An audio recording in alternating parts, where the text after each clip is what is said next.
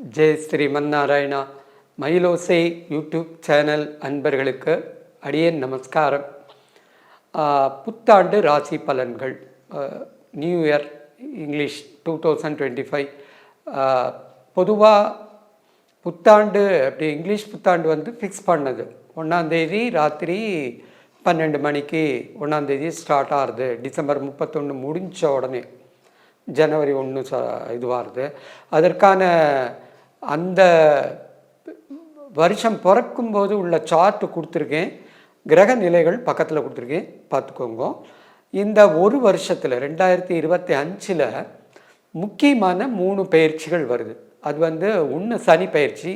அது எப்போ ஆரம்பித்து எப்போ இது பண்ணுறதுன்னு ஸ்க்ரீனில் கொடுத்துருக்கேன். நிதானமாக இது பண்ணி படிச்சுக்கோங்க.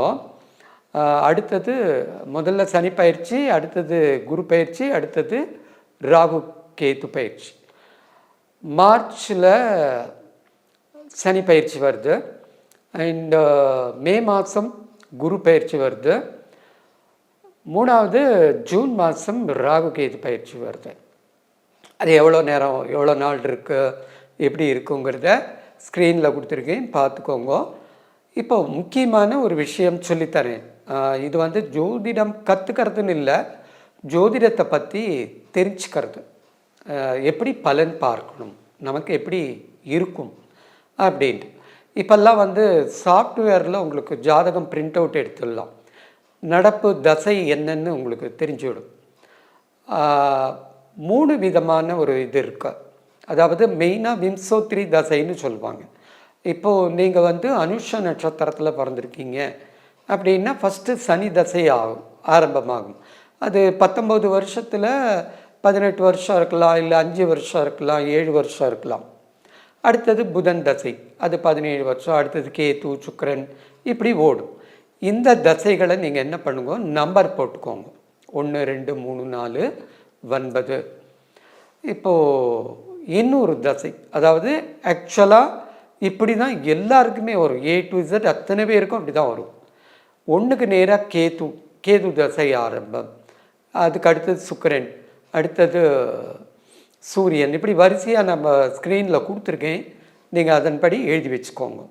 அப்போ என்ன ஆகுதுன்னா, கேதுங்கிறது ஹெட்லெஸ், தலை இல்லாதது. அப்போது ஒரு வேளை சனி தசை ஆரம்பிக்கிறது 17 வருஷம் 16 வருஷம் இருக்குது அப்படின்னா உங்களுக்கு ஃபஸ்ட்டு கேது தசை ஆரம்பிக்கிறதுன்னு அர்த்தம்.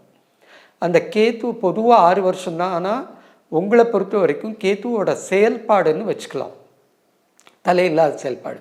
அப்போ அந்த 16 17 வருஷம் ஒன்றுமே புரியாமல் இருக்கும். அதுக்கப்புறம் சுக்கிரன் விடலை பருவம்னு சொல்லுவாங்க.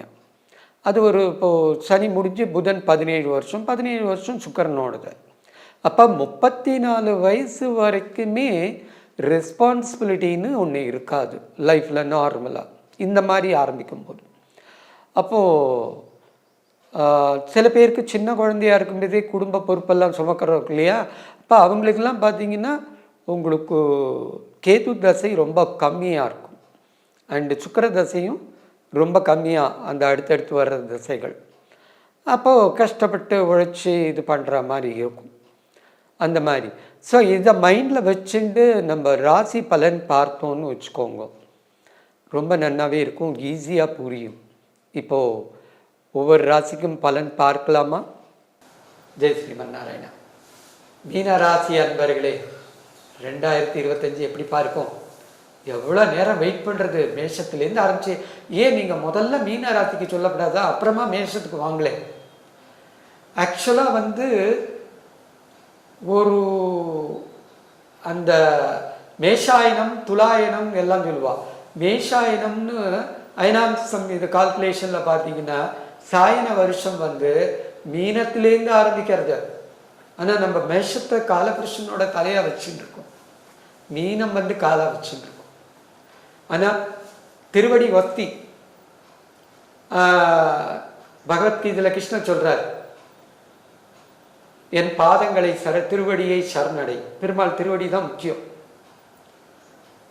அந்த மீன ராசி தான் அவருக்கு முக்கியம், ஏன்னா மீனராசி பாதம்.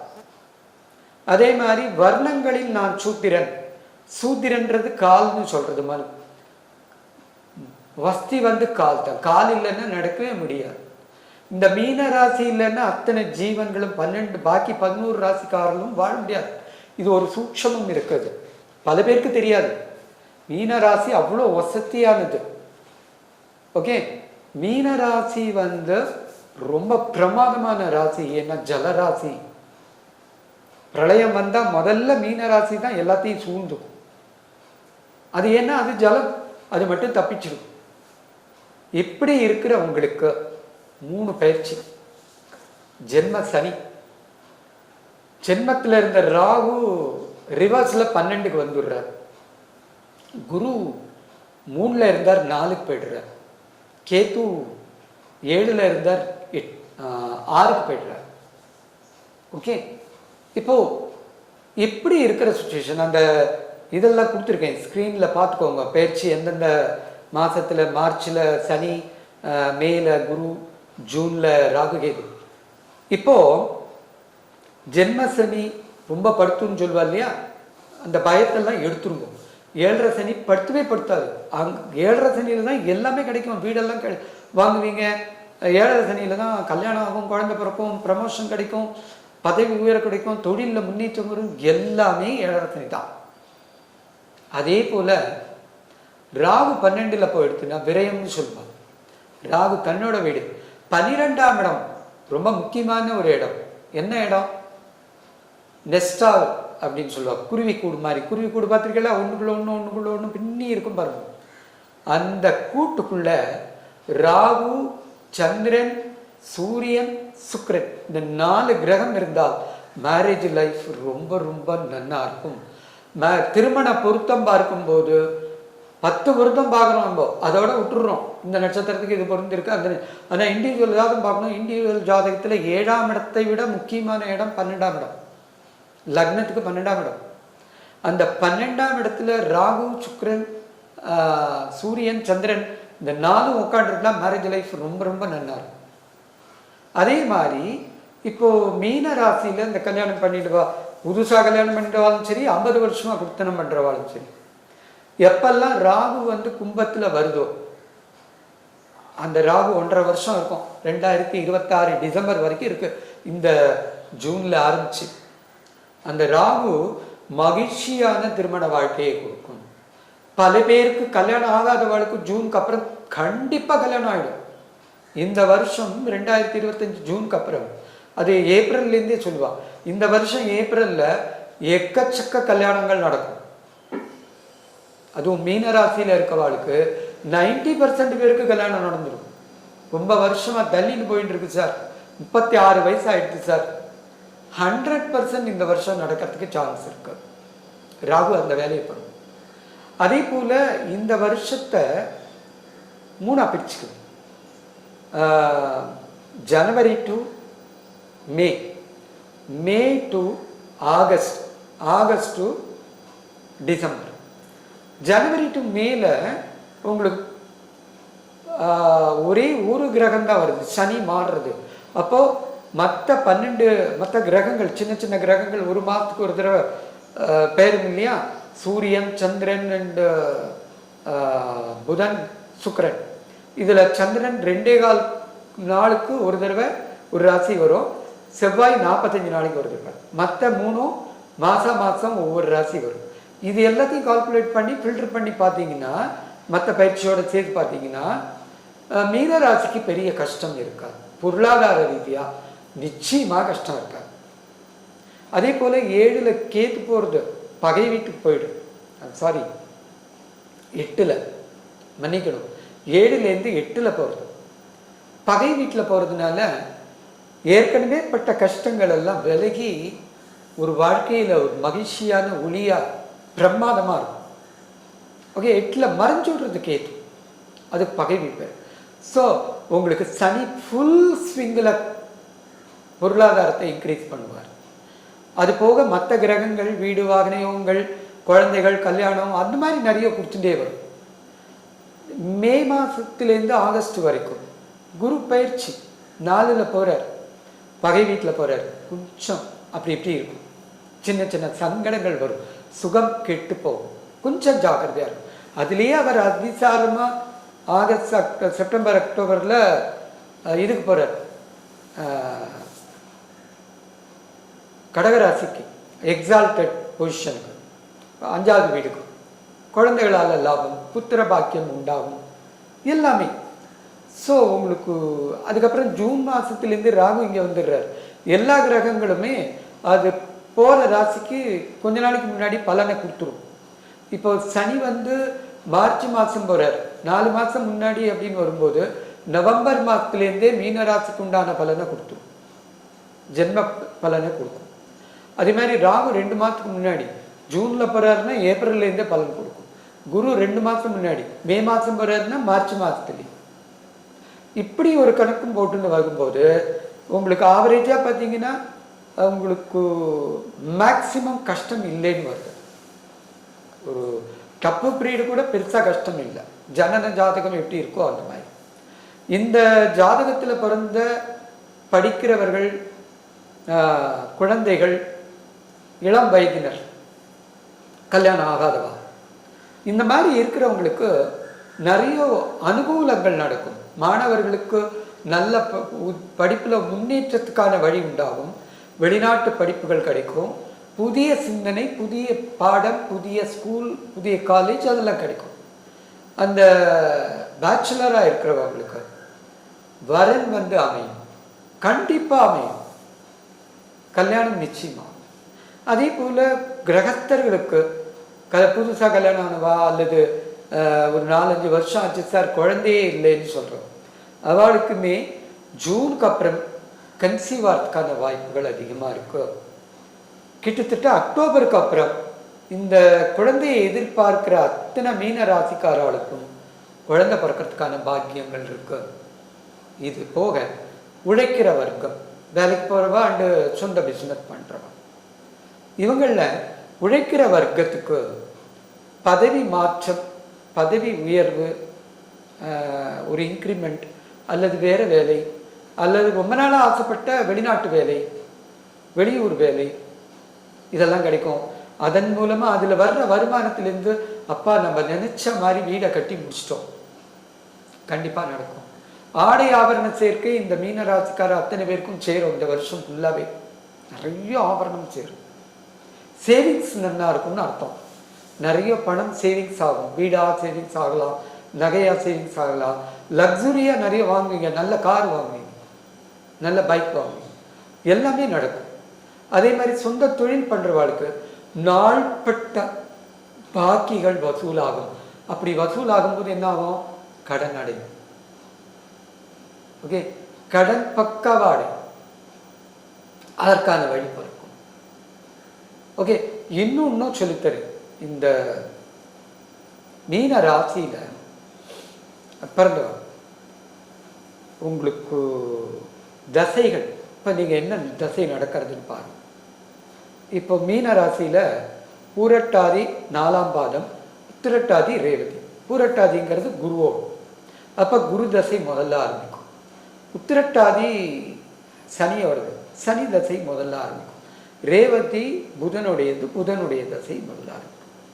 இப்போ இந்த மாதிரி ஆரம்பிக்கும் போது 1, 2, 3, 4 போட்டுக்கோங்க. உங்கள் ஜனன சார்ட்டை கம்ப்யூட்டரில் பிரிண்ட் பண்ணிங்கன்னா தசைகள் நடக்கிற வரிசையாக தசை போட்டிருக்கும். இந்த தசைக்கு அடுத்தது இந்த தசை, இந்த தசை, இந்த 9 தசைகளும் 1, 2, 3, 4, 9 போட்டுடுவாங்க. இதில் நவதாரா தசைன்னு ஒன்று இருக்குது, அதுதான் ஆக்சுவலாக ஒர்க் அவுட் ஆகும். இது ஈவெண்ட் தசை, என்ன நடக்கும், எப்படி நடக்கும் அப்படின்னு சொல்கிறது, எப்போ நடக்கும்னு சொல்கிறது நவதாரா தசை. அந்த தசை என்னன்னா எல்லாருக்குமே ஃபஸ்ட்டு கேதுவில் ஆரம்பிக்கும். இந்த 1, 2, 3, 4, 5, 6, 9 வரைக்கும் என்ன இப்போ போட்டுருக்கலையா, 1க்கு நேராக கேது, 2க்கு நேராக சுக்கிரன். ஸ்க்ரீனில் கொடுத்துருக்கேன், அதை ஹோல்டு பண்ணி அந்த ஸ்க்ரீன்ஷாட்டை எடுத்து வச்சுக்கோங்க, அதை எழுதி வச்சுக்கோங்க. கேதுங்கிறது ஹெட்லெஸ், ஒன்றுமே புரியாது.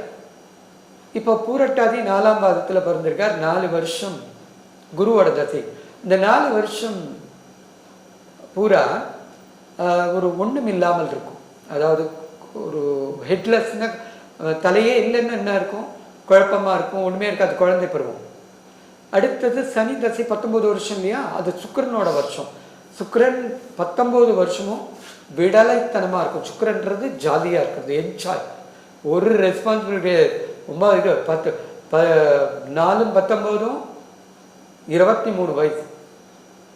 அந்த காலேஜ் முடிச்ச உடனே அடுத்தது சூரியனுடைய சனி தசை முடிஞ்சு புதன் தசை ஆரம்பிக்கிறது பாருங்க. ஆக்சுவல் புதன் தசை, ரெஸ்பான்ஸ் தசை சூரியன். அந்த 17 வருஷம் கடுமையாக உழைப்பீங்க. இந்த ரீதியில தான் உங்கள் வாழ்க்கை போகும். எல்லாருக்குமே அப்படித்தான் இருக்கும். இதை பயன்படுத்தி பாருங்க. உங்களுக்கு இப்போ என்ன தசை நடக்கிறது, ஆக்சுவலாக அதுக்கு நேராக என்ன தசை போட்டிருக்கு, அதனுடைய தன்மை என்ன, அது ஒர்க் அவுட் ஆகுதான்னு பாருங்க. அப்படி தான் உங்கள் வாழ்க்கையை அமையும். அப்போ அதில் இதெல்லாம் பயன்படுத்தினீங்க உங்களுக்கு நல்லா இருக்கும். மீனராசிக்கு இந்த வயோதிகர்கள், வேலை இல்லாமல் அப்படியே உட்காந்துருக்கவா, வியாதிகர்கள், இவ எல்லாருக்குமே இந்த வருஷம் வழி கிடைச்சிடும். ஏன்னா குரு 4-5க்கு போகிறார். சனியுமே ஒரு நன்மையை தரதா இருக்கார் ஜென்மத்தில் உட்காந்து. ஓகே, அந்த இதுக்கு எல்லாத்துக்கும் வழி வந்துடும் இதுக்கு. ஆனால் நீங்கள் ரொம்ப முக்கியமாக கடவுள் வழிபாடை விடப்படாது. உங்களுக்கு என்ன சுவாமி பிடிச்சிருக்கோ, இதுதான் இல்லை. குலதெய்வம் தெரிஞ்சால் குலதெய்வம், குலதெய்வம் தெரியலன்னா உங்களுக்கு பிடிச்ச சுவாமி, இந்த சுவாமியோட பெயரை தெரியுங்கோ, வேற எதுவும் வேண்டாம். சனி கொடுக்குறார், சனியோட இது வழிபட்டுக்கோங்க. சனீஸ்வரன் கோயிலுக்கு போயிட்டு வாங்க, ஒன்றும் பிரச்சனை இல்லை. போய் பரிகாரம் பூஜையெல்லாம் பண்ணணும் அவசியம் இல்லை. தர்மம் பண்ணுங்க. பார்க்குறவாளுக்கு உங்களால் முடிஞ்ச ஏழைக்கு ஏதாவது ஒன்று கொடுங்க. எப்பப்போ முடியுறதோ கொடுங்க. மரம் செடி கொடிக்கெல்லாம் தண்ணி விடுங்க. முக்கியமாக 4 கால் விலங்கு, பசுன்னு சொல்லுவோம். சமஸ்கிருதத்தில் பசுன்னு சொன்னால் 4 கால் விலங்கு, பசுமாடு இல்லை, பசுமாடும் அதில் வரும். பசுமாட்டுக்கு கோன்னு பேர். கோன்னா கோமாதா. அந்த கோமாதான்னா கோன்னா பசுன்னு அர்த்தம் பசுமாடுக்கு. பட் ஜென்ரலாக பசுன்னா நாயுமே பசு தான். 4 கால் விலங்குகள் பூரா பசு. அந்த 4 கால் விலங்குகள் பட்சி, பட்சின்னா பறவை. இந்த 4 கால் விலங்குகள் பசு பட்சிக்கு ஏதாவது தானியம் போடுறது, ஏதாவது சாப்பாடு போடுறது, ஏதோ ஒன்று பண்ணுவோம். மரம் செடி கொடிக்கு தண்ணி ஊற்றுவோம். கோயிலுக்கு போனீங்கன்னா உங்களுடைய கைங்கரியமாக அந்த கோயிலில் பெருக்கிறது, கூட்டுறது, துடைக்கிறது ஏதாவது பண்ணுங்க. அட்லீஸ்ட் இதெல்லாம் முடியலப்பா, எனக்கு டைம் இல்லைப்பா அப்படின்னா ஒரு குடம் தண்ணி எடுத்துன்னு போய் கொடுங்க. அபிஷேகத்துக்கு சேர்த்துருவா காலகட்டத்தில். இதுதான் ஆக்சுவல் பரிகாரம். இது மைண்டை கிளியர் பண்ணும்போது உங்களுடைய கணக்குகள் நேர்த்தி பண்ணும். உங்களுக்கு கிடைக்க வேண்டியது கிடைச்சுட்டே இருக்கும். வாழ்க்கை ரொம்ப மகிழ்ச்சியாக இருக்கும். கண்டிப்பாக இப்போ நம்ம சொல்லி கொடுத்த மெத்தடெல்லாம் ஃபாலோ பண்ணி பாருங்க. ஃபஸ்ட் கிளாஸாக இருக்கும். ஓகே, உங்களுக்கே பிடிச்சி போயிடும். ரொம்ப நல்லா இருக்குது சார், ரொம்ப என்ன ஒர்க் அவுட் ஆகிடுச்சுனாலும் எழுதுவேன், இல்லை எல்லாரும் திட்டுவேன் இல்லையா. என்ன உண்டோ அதை எழுது. ஆக்சுவலாக இதெல்லாம் ஒர்க் அவுட் ஆகிறத பார்க்குறேன். நிறைய பேருக்கு இண்டிவிஜுவல் ஜாதகம் சொல்லும்போது இப்படி தான் வழி சொல்லித்தரேன். பூஜை பரிகாரம், இந்த கோயிலுக்கு போங்க, அங்கே உருண்டு பொருளுங்கோ, அதெல்லாம் கிடையாது. இந்த மாதிரி மெத்தட் என்ன பண்ணுறதுன்னா மைண்டை கிளியர் பண்ணுறது. ஏன்னா மைண்டு சிவன் ஆத்மா. நீங்கள் ஒன்று சின்னதாக மார்பு பக்கத்தில் ஒரு டியூப் லைட் மாதிரி குட்டியாக இருக்கும். அந்த ஆத்மா தான் விஷ்ணு. சஸ்டைன் பண்ணுறது உங்கள் லைஃப்பை. சிவன் டெஸ்ட்ராய் பண்ணுறது. கெடுதல்கள் இருந்தால் டெஸ்ட்ராய் ஆகிடும். வயருங்கிறது பிரம்மா. இவா 2 பேரும் ஆடுற ஆட்டத்துக்கு அந்த டான்ஸில் அவரை கலக்கிறது அல்லது குஷிப்படுத்துறது. அவர் கிரியேட்டர். வயிறு தான் எல்லாத்தையும் கிரியேட் பண்ணுறது. கஷ்டமான ஒன்று நடந்தால் உடம்பே வயத்தை கலக்கிறது. நல்லது நடந்தால் அல்வா சாப்பிடணும் போல் இருக்குது, ஸ்வீட் எடுத்து சாப்பிடணும் போல் இருக்குது. எல்லாமே வயரோட கிரியேஷன். மும்மூர்த்திகளும் நம்ம உடம்புல இருக்கா, கடவுள் நம்ம உடம்புல இருக்கா. வெளியில் போய் கடவுளை தேட வேண்டாம். கடவுள் ஒருத்தரே. அவருக்கு அவாவா பேரில் அவாவா கூப்பிட்டு இருக்கா. ஒவ்வொருத்தரும் ஒவ்வொரு இஷ்டப்படி பேசுகிறான். அதனால நீங்கள் எந்த கடவுளை வேணாலும் எந்த பேரை கூப்பிட்டாலும் அது தெய்வத்துக்கு போகும். நல்லபடியாக இருப்பீங்க. மீனராசி ஓஹோன்னு இருப்பீங்க. கவலையே பட வேண்டாம். எல்லா கஷ்டமும் தீரும். நாராயணன். உங்கள் வியாபாரத்தை இன்னும் மேம்படுத்த விளம்பர வண்டி தேவைக்கு எங்களிடம் அணுகவும். 9443554244.